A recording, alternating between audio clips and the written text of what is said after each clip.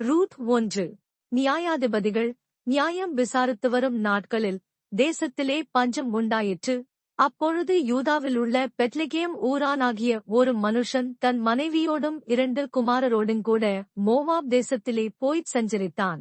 அந்த மனுஷனுடைய பேர் எலிமெலேக்கு, அவன் மனைவியின் பேர் நகோமி. அவனுடைய 2 குமாரரில் ஒருவன் பேர் மக்லோன், மற்றொருவன் பேர் கிலியோன். யூதாவிலுள்ள பெத்லெகேம் ஊராகிய எப்ராத்தியராகிய அவர்கள் மோவாப் தேசத்திற்குப் போய் அங்கே இருந்து விட்டார்கள். நகோமியின் புருஷனாகிய எலிமெலேக்கு இறந்து போனான். அவளும் அவளுடைய 2 குமாரரும் மாத்திரம் இருந்தார்கள். இவர்கள் மோவாபியரில் பெண் கொண்டார்கள்.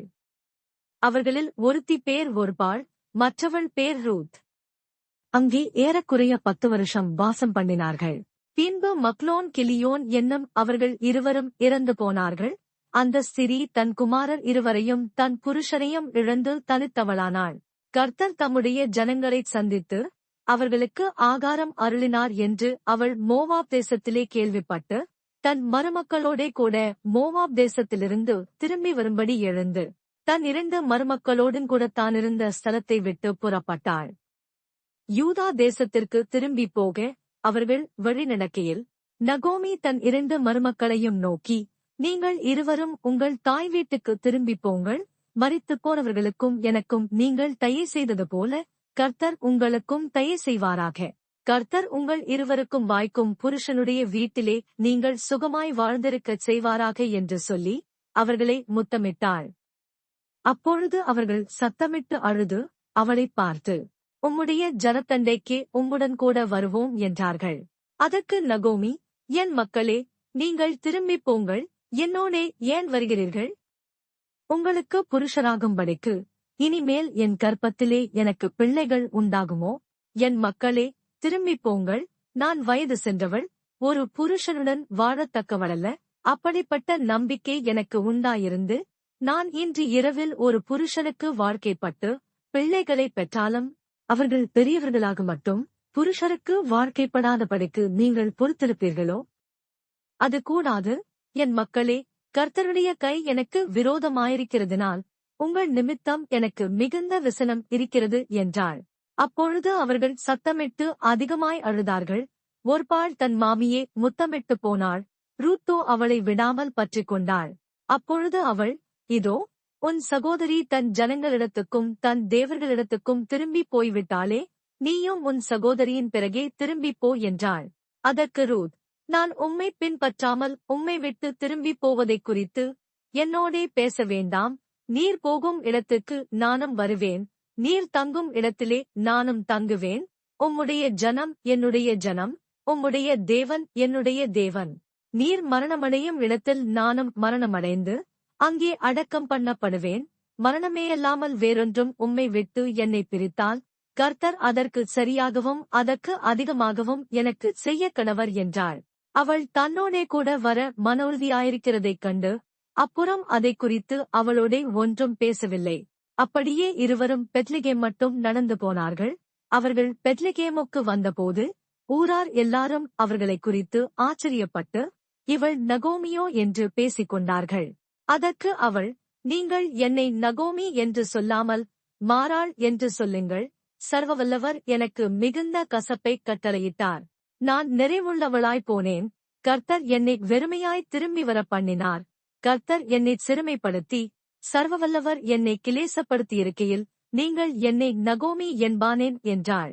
இப்படி நகோமி மோவாபிய ஸ்திரியான தன் மருமகள் ரூத்தோடுங்கூட மோவாப் தேசத்திலிருந்து திரும்பி வந்தாள்.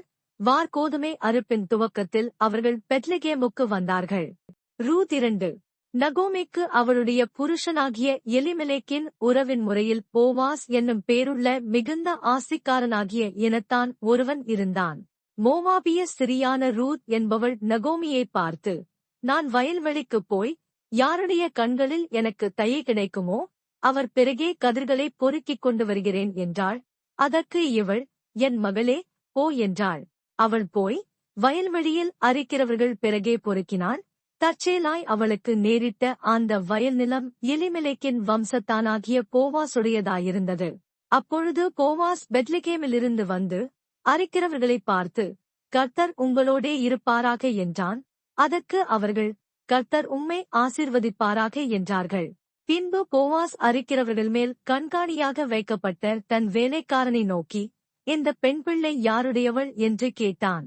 அரிக்கிறவர்கள் மேல் கண்காணியாக வைக்கப்பட்ட அந்த வேலைக்காரன் பிரதியுத்தரமாக, இவள் மோவாப் தேசத்திலிருந்து நகோமியோடே கூட வந்த மோவாபிய பெண் பிள்ளை.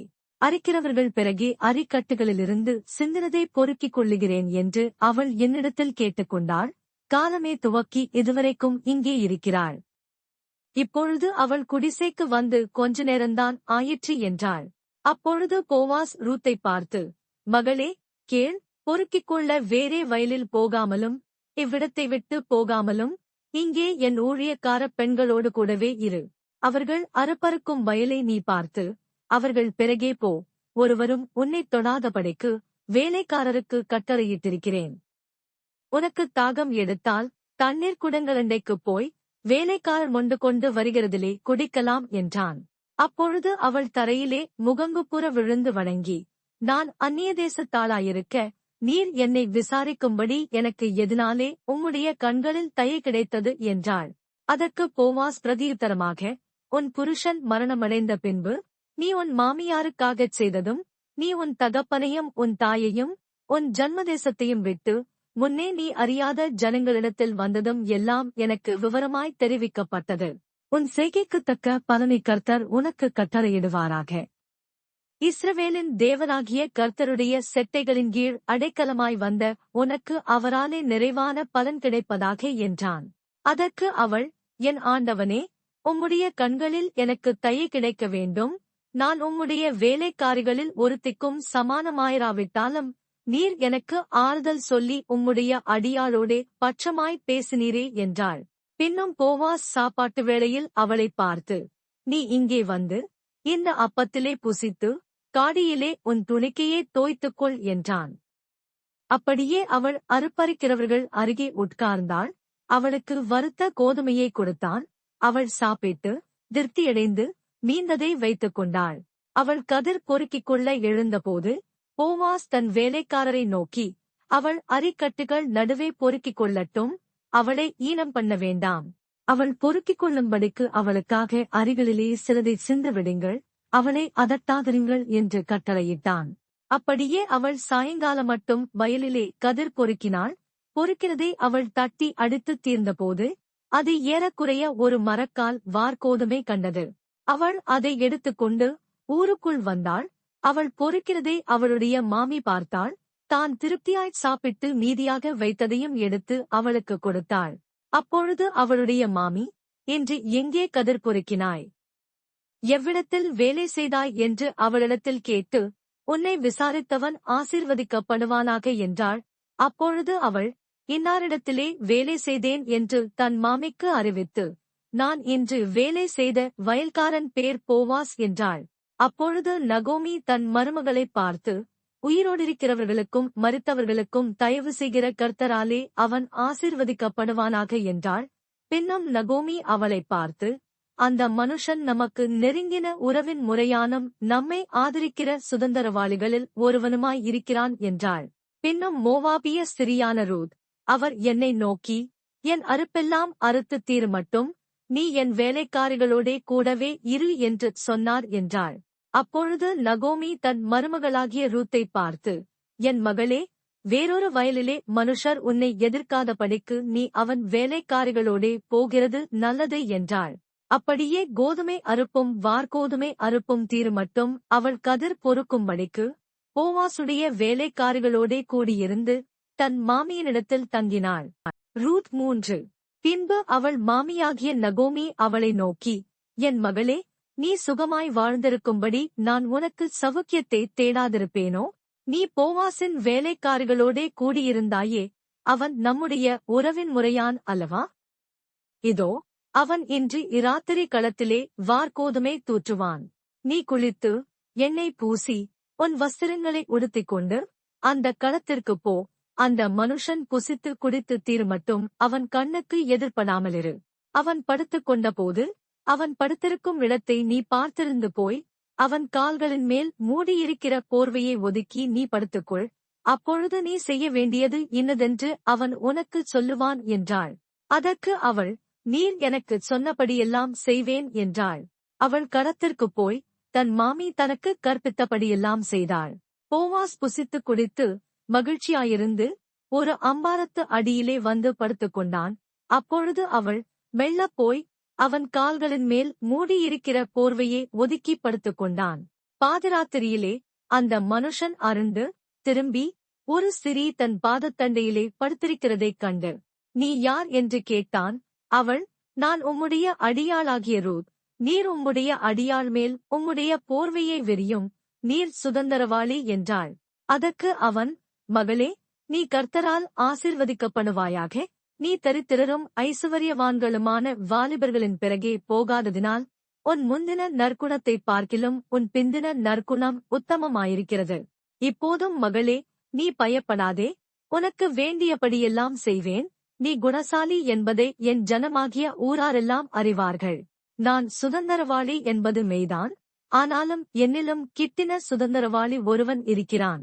இராத்திரிக்கு தங்கியிரு, நாளைக்கு அவன் உன்னைச் சுதந்திர முறையாய் விவாகம் பண்ணச் சம்மதித்தால் நல்லது. அவன் விவாகம் பண்ணட்டும். அவன் உன்னை விவாகம் பண்ண மனதில்லாதிருந்தானேயாகில் நான் உன்னைச் சுதந்திர முறையாய் விவாகம் பண்ணுவேன் என்று கர்த்தருடைய ஜீவனைக் கொண்டு ஆணையிடுகிறேன். விடியற்காலமட்டும் படுத்துக் கொண்டிரு என்றான். அவள் விடியற்காலமட்டும் அவன் பாதத்தண்டையில் படுத்திருந்து, களத்திலே ஒரு ஸ்திரீ வந்ததாக ஒருவருக்கும் தெரிவிக்க வேண்டாம் என்று அவன் சொல்லியிருந்தபடியால் ஒருவர் முகம் ஒருவருக்கு தெரியாததற்கு முன்னே எழுந்திருந்தாள். அவன் அவளை நோக்கி, நீ போர்த்துக் கொண்டிருக்கிற போர்வையை விரித்துப்பிடி என்றான. அவள் அதை பிடித்தபோது அவன் அதிலே 6 படி வார்கோதுமையை அளந்து போட்டு அவள் மேல் தூக்கிவிட்டு பட்டணத்திற்கு புறப்பட்டு வந்தான். அவள் தன் மாமியினிடத்தில் வந்தபோது அவள், என் மகளே, உன் செய்தி என்ன என்று கேட்டாள். அப்பொழுது அவள் அந்த மனுஷன் தனக்கு செய்ததையெல்லாம் அவளுக்கு விவரித்தாள்.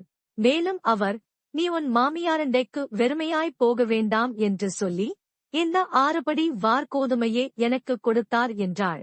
அப்பொழுது அவள், என் மகளே, இந்த காரியம் என்னமாய் முடியும் என்று நீ அறியமட்டும் பொறுத்திரு. அந்த மனுஷன் இன்றைக்கு இந்த காரியத்தை முடிக்குமுன் இளைப்பாறமாட்டானென்றாள்.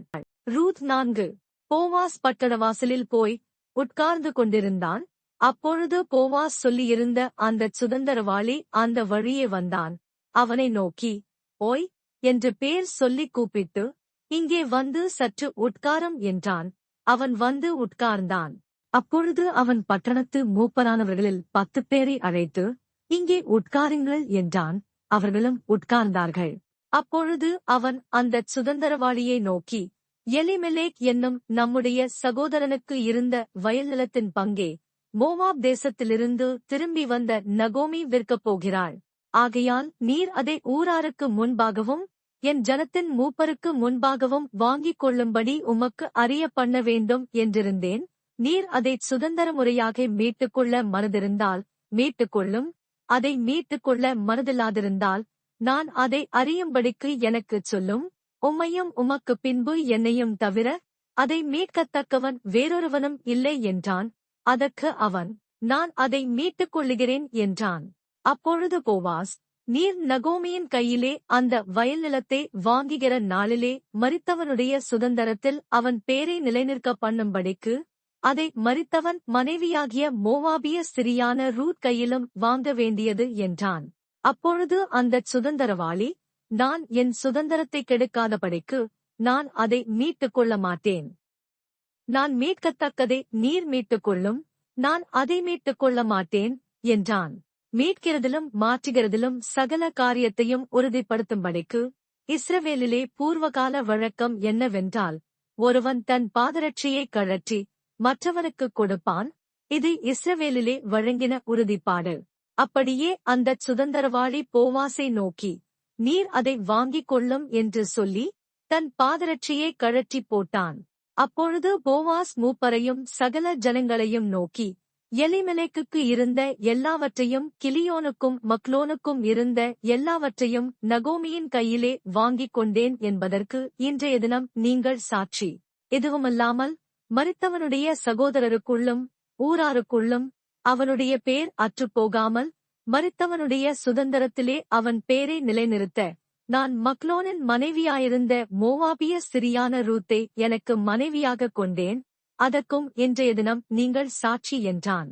அப்பொழுது ஒலிமுகவாசலில் இருக்கிற சகல ஜனங்களும் மூப்பரானவர்களும் அவனை நோக்கி, நாங்கள் சாட்சிதான். உன் வீட்டிலே வருகிற மனைவியை கர்த்தர் இஸ்ரவேல் வீட்டைக் கட்டுவித்த 2 பேராகிய ராகேலைப் போலவும் லேயாளைப் போலவும் வாழ்ந்திருக்கச் செய்வாராக. நீ எப்ராத்தாவிலே பாக்கியவானாயிருந்து பெத்லகேமிலே புகழ் பெற்றிருக்க கடவாய். இந்த பெண்ணிடத்திலே கர்த்தர் உனக்கு அருளிச் செய்யப் போகிற சந்தானத்தினாலே உன் வீடு தாமார் யூதாவுக்குப் பெற்ற பேரேசின் வீட்டைப் போல ஆக கடவது என்றார்கள். போவாஸ் ரூத்தை விவாகம் பண்ணினான். அவள் அவனுக்கு மனைவியானாள். அவன் அவளிடத்தில் பிரவேசித்தபோது அவள் கர்ப்பந்தரித்து ஒரு ஆண்பிள்ளையைப் பெற கர்த்தர் அனுக்கிரகம் பண்ணினார். அப்பொழுது ஸ்திரீகள் நகோமியை பார்த்து, சுதந்தரவாளி அற்றுப்போகாதபடிக்கு இன்று உனக்கு தயை செய்த கர்த்தருக்கு ஸ்தோத்திரம். அவன் பேர் இஸ்ரவேலிலே பிரபலமாக கடவது. அவன் உன் ஆத்துமாவுக்கு ஆறுதல் செய்கிறவனும் உன் முதிர்வயதிலே உன்னை ஆதரிக்கிறவனுமாயிருக்க கடவன். உன்னைச் சிநேகித்து 7 குமாரரை பார்க்கிலும் உனக்கு அருமையாயிருக்கிற உன் மருமகள் அவனைப் பெற்றாளே என்றார்கள். நகோமி அந்த பிள்ளையை எடுத்து தன் மடியிலே வைத்து அதை வளர்க்கிற தாயானாள். அயல் வீட்டுக்காரிகள் நகோமிக்கு ஒரு ஆண் பிள்ளை பிறந்தது என்று வாழ்த்தி அதற்கு ஓபேத் என்று பெயரிட்டார்கள். அவன் தாவீதின் தகப்பனாகிய ஈசாயின் தகப்பன். பேரேசுடைய சந்ததியின் வரலாறு. பேரேஸ் எஸ்ரோனைப் பெற்றான். எஸ்ரோன் ராமைப் பெற்றான். ராம் அம்மினதாபைப் பெற்றான். அம்மினதாப் நகசோனைப் பெற்றான். நகசோன் சல்மோனைப் பெற்றான். சல்மோன் போவாசைப் பெற்றான். போவாஸ் ஓபேதைப் பெற்றான். ஓபேத் ஈசாயைப் பெற்றான். ஈசாய் தாவீதைப் பெற்றான்.